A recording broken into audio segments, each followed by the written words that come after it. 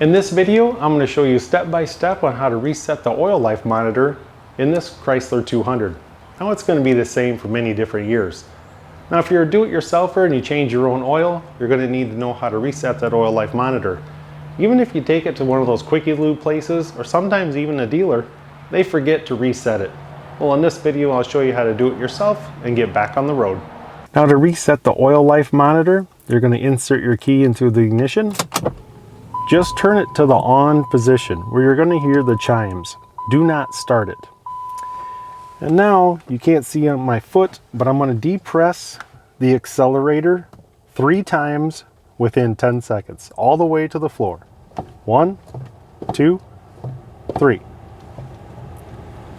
And now turn the key off, remove the key, and now you've reset your oil life monitor.